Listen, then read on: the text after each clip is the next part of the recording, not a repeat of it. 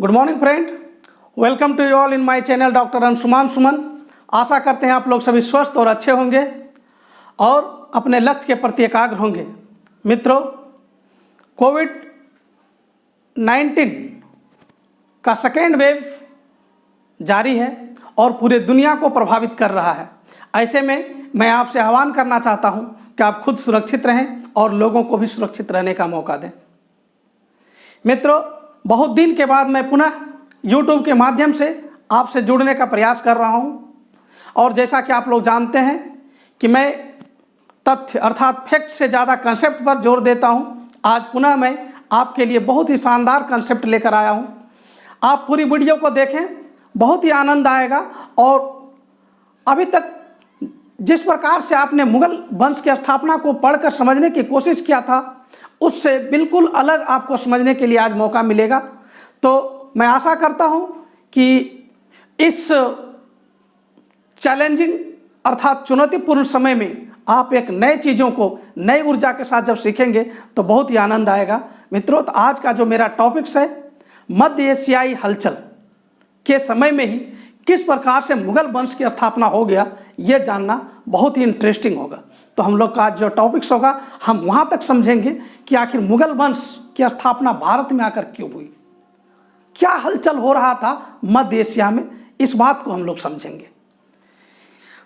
पूरा का पूरा आपको कंसेप्ट को समझाने के लिए और तथ्यों को आपके सामने पेश करने के लिए हमने दो प्रकार का इसमें डेटा का इस्तेमाल किया है। पहले तो हमने आपके लिए मानचित्र बना दिया है जिससे आपको उसका ज्योग्राफिकल भौगोलिक कंडीशन या क्षेत्र के बारे में पता चल जाएगा। और दूसरा, हमने आपको पॉइंट वाइज कि वह कौन सा घटनाएं, कौन सी परिस्थितियां उत्पन्न हुआ मध्य एशिया में, जो कि मुगल लोग भारत में आए और एक महान मुगल साम्राज्य की स्थापना किया पानीपत के प्रथम युद्ध के बाद। तो मित्रों, हम लोग अब देखेंगे, सबसे पहले हम इसको जो है पॉइंट वाइज करके देखें। इसके पहले कि हम इसके बारे में हम लोग पॉइंट वाइज परिस्थितियों का चर्चा करें, एक बार हम मैप का मुआयना कर लें तो ज़्यादा बेहतर होगा। तो चलिए हम लोग देखते हैं। ये हमारा प्यारा भारत है। जैसा आप लोग देखते हैं, हमने इस प्यारा भारत के बगल में, जैसा कि हम लोग जानते हैं, हम लोग का इमीडिएट पड़ोसी जो है ये पाकिस्तान है। ये एरिया पाकिस्तान को मैंने बनाया है। P for Peshawar, L for Lahore, M for Multan. हमने बहुत सारे चीज़ों को यहाँ पे बताने का कोशिश किया है। मैं ऐसा इसलिए किया हूँ कि आगे आने वाला समय में यदि आप इस मैप को समझ पाएंगे तो बहुत शानदार ढंग से तथ्यों को आप कनेक्ट कर पाएंगे और बहुत अच्छा ढंग से समझ स्थापित कर लेंगे। इससे आपको मेंस में भी और प्री में भी और एकेडमिक एग्जाम्स में भी काफ़ी सहायता मिलेगा। तो चलिए हम लोग देखते हैं, पाकिस्तान को देखें। पाकिस्तान में सबसे पहले यहाँ देखे हैं पेशावर और ये देखिए सटा हुआ लाहौर, मुल्तान। ये एरिया जो है, जो गुजरात से सटा हुआ सिंध है और उसके ऊपर का बलूचिस्तान, ठीक है, जहाँ पे हमेशा विद्रोह होने की संभावना बनी रहती है। अब हम लोग अफगानिस्तान को देखें। अफगानिस्तान में अगर देखना है तो जस्ट आप देख लीजिए, ये पेशावर है पाकिस्तान में और पेशावर के जस्ट पश्चिम में आप लोग देख लीजिए काबुल है। काबुल के नीचे गजनी है और गजनी के नीचे कंधार है, ठीक है। और कंधार के जस्ट पश्चिम में लगभग देख लीजिए ये हेरात है और ये बल्ख है। इन सारे जो हम लोग जगह का नाम अभी चर्चा में कर रहे हैं, ये इसका हम लोग आगे चलकर इस्तेमाल करेंगे। तो एक आइडिया आप डेवलप कर लीजिए कि कौन सा कहाँ है। उसके बाद आप चलिए उज्बेकिस्तान। ये है उज्बेकिस्तान और ये है तुर्कमेनिस्तान। UZB का मतलब उज्बेकिस्तान, TURK का शॉर्ट फॉर्म में लिखा हूँ, वो तुर्कमेनिस्तान है। ये मैं क्यों लिखा हूँ, क्योंकि यही एक एरिया, यही जो महत्वपूर्ण एरिया है, जगह है, जिसका नाम था समरकंद। तो अभी आगे चलकर हम समरकंद पर काफ़ी चर्चा करने वाले हैं और इसी समरकंद के लिए जो युद्ध होगा और इसी का परिणाम होगा कि बाबर जो है पूर्व के तरफ अर्थात काबुल आएगा और पुनः भारत में मुगल साम्राज्य की स्थापना करके। तो समरकंद बहुत इंपॉर्टेंट है। तो समरकंद कहाँ है? उज्बेकिस्तान में है, ठीक है, याद रहेगा। समरकंद कहाँ है? उज्बेकिस्तान में। उसके बाद ये तुर्कमेनिस्तान में एक जगह का नाम मैं लिखा हूँ जिसका नाम है मर्व। मर्व बहुत फेमस जगह हुआ, ठीक है। ये इसलिए फेमस हुआ कि यहाँ पर एक महान युद्ध हुआ। इसकी चर्चा आज ही हम लोग करेंगे वीडियो में और इसी युद्ध का परिणाम जो है परिस्थितियों को बदलने में बहुत महत्वपूर्ण भूमिका निभाया, ठीक है। नाउ अब आप लोग देख लीजिए कि ये हमारा प्यारा भारत, पाकिस्तान, अफगानिस्तान, ठीक है, उज्बेकिस्तान, तुर्कमेनिस्तान, और ये नीचे बड़ा वाला एरिया देखिए ये ईरान है, ठीक है। और ईरान के नीचे तो आप लोग जानते हैं ये पर्शियन गल्फ है, ये ईरान के नीचे ये पर्शियन गल्फ है, और इसके ऊपर में ये इराक है, और ये सीरिया है, ये टर्की है, और ये वाला जो पार्ट आप देख रहे हैं ऊपर चला जाता, चूँकि स्पेस नहीं मैंने बना पाया, ये वाला पार्ट रसिया है, और रसिया के आगे का जो पार्ट है कैस्पियन सागर झील है। और यहाँ पे आप लोग देखेंगे काजाकिस्तान, उज्बेकिस्तान के जो ऊपर है, और ये दो जो छोटा छोटा मैं बनाया हूँ ये अरल सागर है। अरल सागर से दो नदियाँ निकलती हैं, आमू दरिया और सीर दरिया। तो आमू दरिया और सीर दरिया इस प्रकार का बनता है ये एरिया, जिसको ट्रांस ऑक्सियाना क्षेत्र बोलते हैं, ठीक है। तो ये हो गया आप, और इसके बाद देखिए पर्शियन गल्फ के आगे आप लोग आइएगा तो ये सऊदी अरबिया है, और इधर रेड सी, और इधर आगे चल के जाएंगे तो ये भूमध्य सागर को जोड़ने वाला एक जो नहर आप लोग अभी बहुत चर्चा में देख रहे होंगे, स्वेज नहर, तो वो वाला है। तो एक प्रकार से मोटा मोटी आपको आइडिया हुआ कि क्या ज्योग्राफिकल स्थिति था, ठीक है। अब आपको समझना है कि उस समय क्या परिस्थितियां रहा और क्या हुआ जिसके वजह से मुगल सत्ता भारत में स्थापित हुआ, ठीक है। तो हमने पहली बार आपको समझाने की कोशिश किया है। फर्स्ट पॉइंट में आपको मैं बताना चाहता हूं उस्मानी साम्राज्य।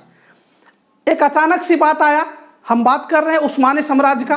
क्या था वो उस्मानी साम्राज्य, हम क्यों पढ़ रहे हैं, ये सब कोरिलेट होगा।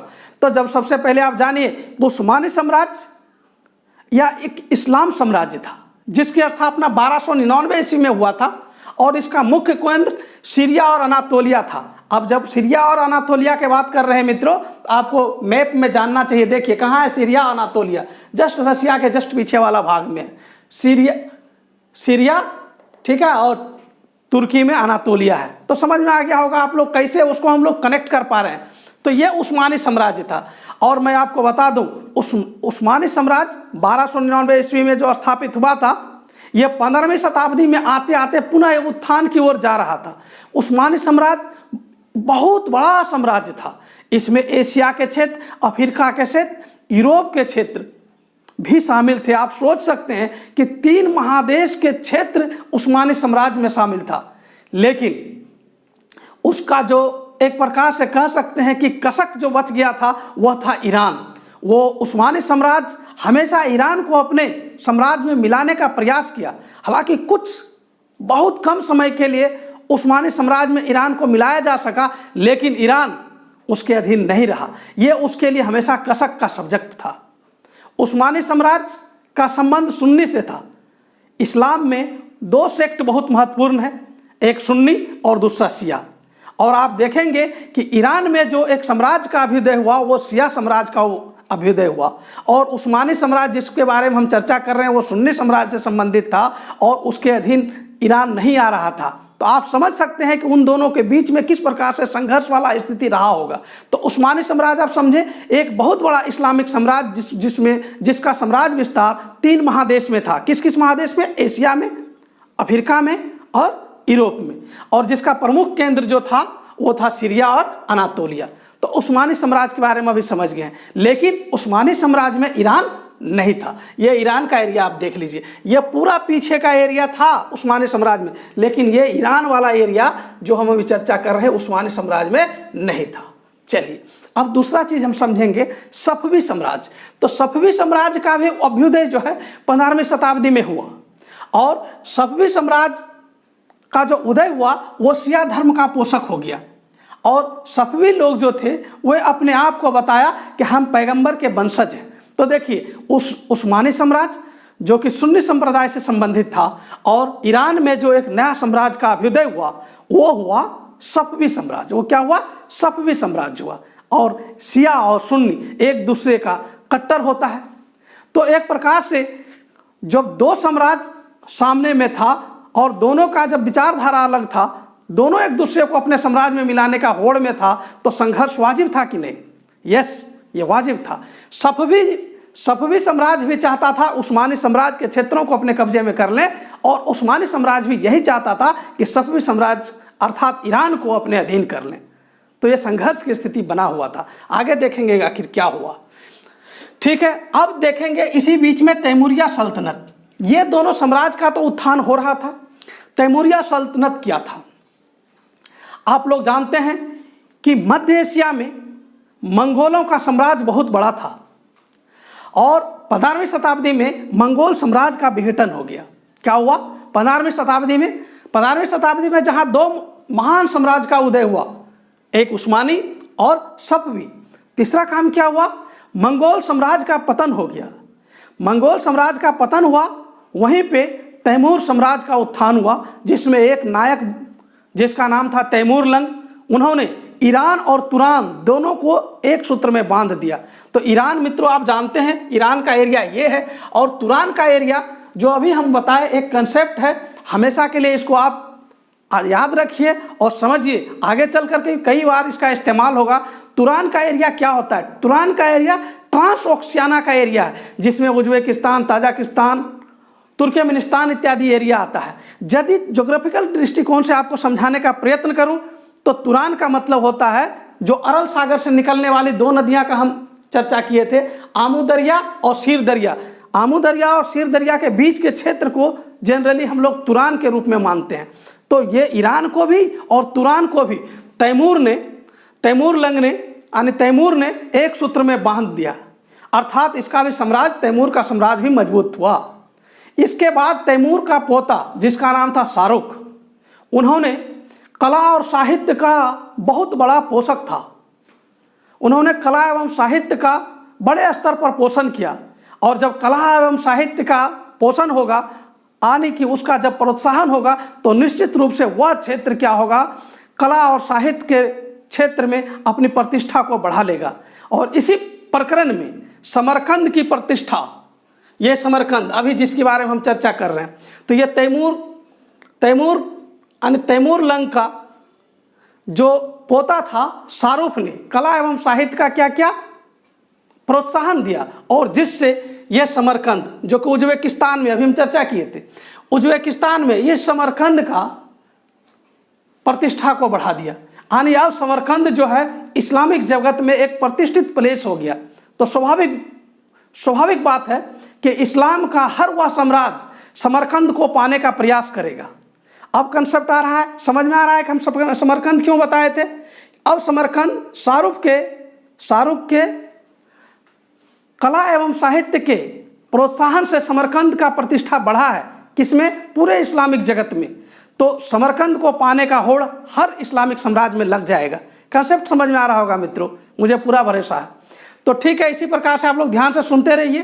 तो ये समरकंद बहुत इंपॉर्टेंट हो गया। पहली बात कि समरकंद इंपॉर्टेंट हुआ क्योंकि इसकी प्रतिष्ठा बढ़ गया था। अब दूसरी बात हम देखते हैं कि तैमूरिया सल्तनत में एक बहुत बड़ा खामी था। वो लोग साम्राज्य का विस्तार करने में सक्षम था, साम्राज्य का विस्तार करता था, शासन प्रशासन चलाता था, लेकिन वो लोग आपस में साम्राज्य को बांटने का एक नीति बनाया हुआ था कि किस प्रकार से बांट करके हम साम्राज्य को चलाएंगे। तो जो बांटने में आपस में काफ़ी विवाद होता था।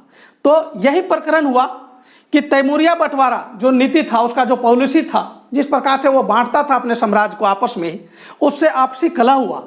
और इसी कलह में एक और बातें सामने निकल कर आया, जिसमें आप देखेंगे कि बाबर नाम का व्यक्ति खुद अपने चाचा से समरकंद को छीनने के लिए युद्ध किया। समरकंद यहाँ है। अब देखिए बाबर का बात याद आ गया, बाबर का नाम आने लगा। तो हम अभी बाबर के बारे में नहीं पढ़ेंगे कि बाबर कौन है, किसका वंशज था, क्या क्या, वो हम अगले वीडियो में पढ़ेंगे। आपको मैं आज सिर्फ वही चीज़ बताऊंगा कि मुगल कैसे सत्ता स्थापित किया। तो आप बाबर समझते हैं कि मुगल का संस्थापक बाबर, वही बाबर की चर्चा कर रहा हूँ कि वो तैमूर वंश से संबंधित था और अपने चाचा से ही वह युद्ध किया। किसको जीतने के लिए? समरकंद को जीतने के लिए। इन्होंने 2 बार समरकंद पर आक्रमण किया। किसने? बाबर ने। और दोनों बार समरकंद को जीता, लेकिन वो अस्थायी रहा। परमानेंट समरकंद को अपने हाथ में बाबर नहीं रख पाया।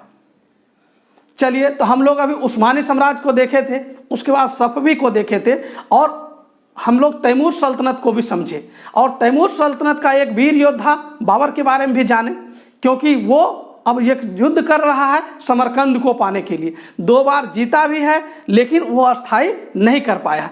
इसी बीच में एक नया एंट्री होता है जिसका नाम है उज्बेक, जिसका नाम है उज्बेक। उज्बेक कौन होता है? उज्बेक इस एरिया का है, देखो उत्तर से आने वाला जनजाति है, ठीक है। इस एरिया में ट्रांसओक्सियाना के एरिया में घुसता है ये उज्बेक, उत्तर से इधर ट्रांसओक्सियाना में घुसता है। उज्बेक है कौन? उज्बेक एक जनजाति जो इस्लाम को कबूल कर लेता है पहले से ही, यानी कि वो मुस्लिम है। उज्बेक जो आता है ट्रांसओक्सियाना के क्षेत्र में उत्तर के तरफ से, वो कौन सा है? वो मुस्लिम ही है। लेकिन तैमूर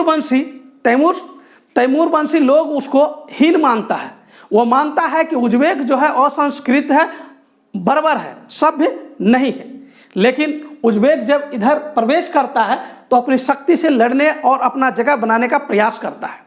इसी बीच चूंकि बाबर अपने चाचा पर बार बार आक्रमण करता है, कहाँ के लिए? समरकंद के लिए। जब दूसरी बार बाबर आक्रमण करता है तब वहाँ के लोग जो है उज्बेक का सहायता लेता है बाबर को भगाने के लिए। देखिए कंसेप्ट को समझिए। जो उज्बेक उत्तर से आया है, उज्बेक है कौन? मूलतः वो इस्लाम धर्म को स्वीकार कर लिया है लेकिन तैमूर वंशी लोग उसको हीन मानता है। इसके बावजूद चूंकि तैमूर वंश में आपस में ही लड़ाई हो रहा होता है, बाबर समरकंद को जीतना चाहता है। अब बाबर के विरुद्ध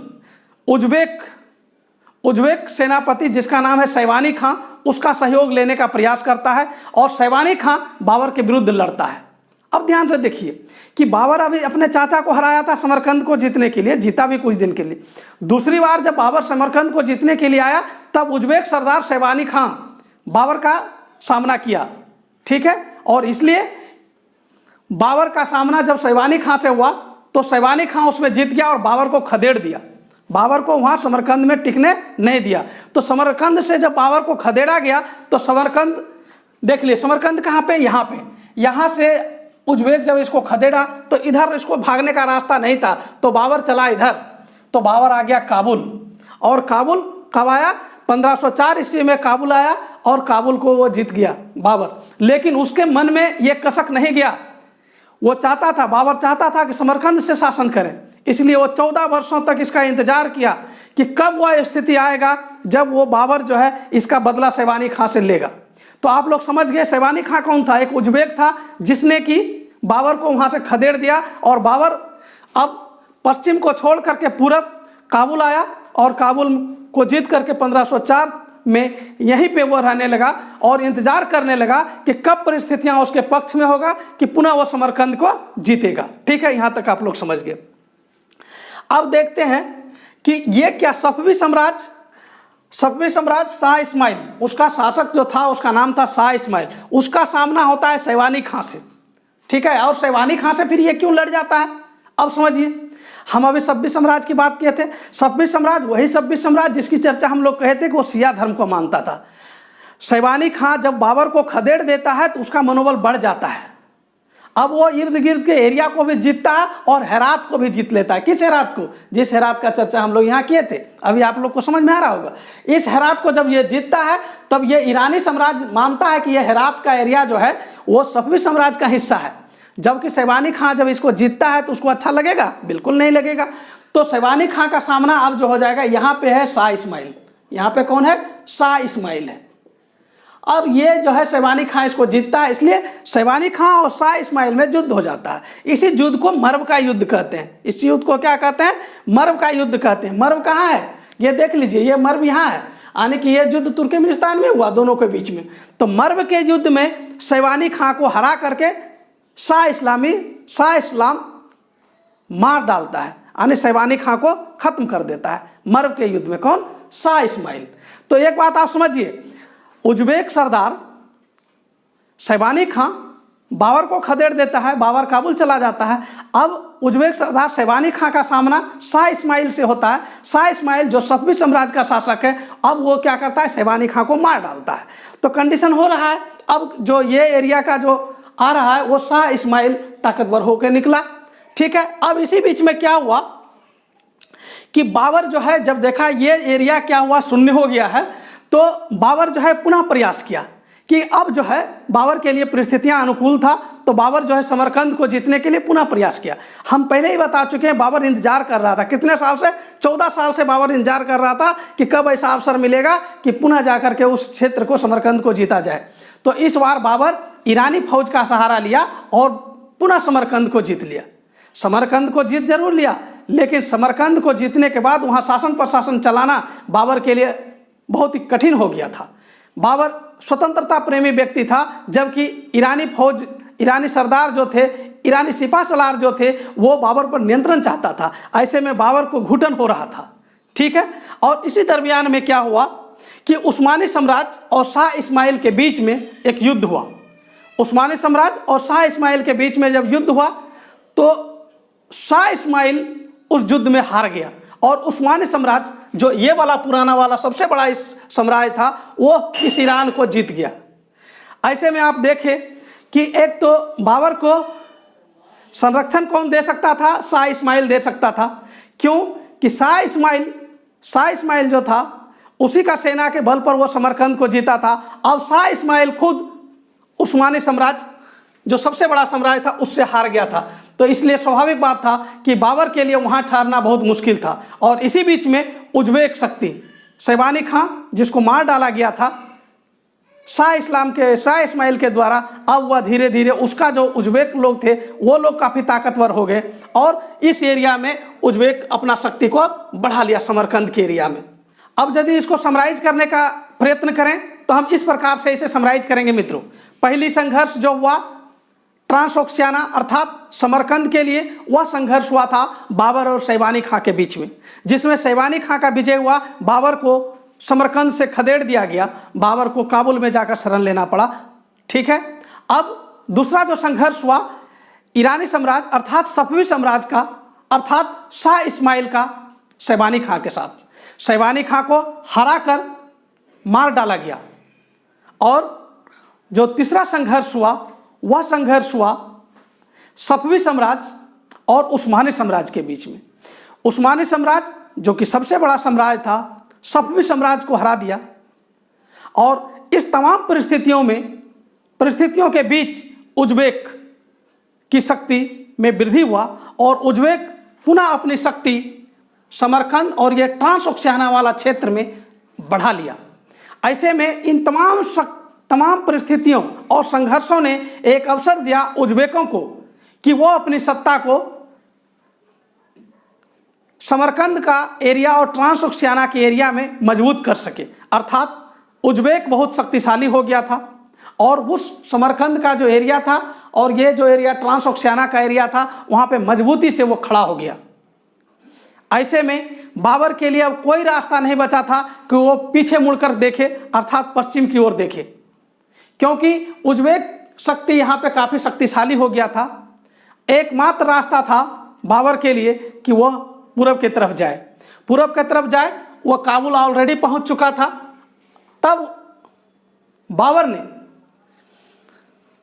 भारत की परिस्थितियों का लाभ उठा करके, जो मैं अगले वीडियो में बताऊंगा किस प्रकार की परिस्थितियां भारत में था, तो भारत की जो परिस्थितियां था वो विकेंद्रीकृत हो चुका था। यहाँ पे कोई एक शक्तिशाली सत्ता नहीं था। दिल्ली सल्तनत का अंतिम वंश लोदी वंश और उसका अंतिम शासक इब्राहिम शाह लोदी उतना योग्य नहीं था जितना कि बाबर था। पानीपत के प्रथम युद्ध में बाबर ने इब्राहिम लोदी की हत्या कर दी और भारत में मुगल साम्राज्य की स्थापना की। तो मित्रों, आप आज वह चीज़ को जान चुके हैं कि किन परिस्थितियों में मध्य एशिया से बाबर जो है भारत में मुगल सत्ता की स्थापना किया। मुझे विश्वास है कि आप लोग को यह वीडियो बहुत ही अच्छा लगा होगा। अगर अच्छा लगता है तो सब्सक्राइब करिए और शेयर कीजिए। अगला वीडियो में मैं मुगल वंश का पहला शासक बाबर के बारे में बताऊंगा और बाबर किन परिस्थितियों में भारत पर आक्रमण किया और मुगल सत्ता की स्थापना कैसे की और उसके बाद कौन कौन सा अभियान बाबर ने किया और क्या स्थापत्य के क्षेत्र में बाबर का योगदान हुआ, नेक्स्ट वीडियो में आपके सामने मैं लाऊंगा। तो आज भर के लिए बस इतना सही। Thank you very much.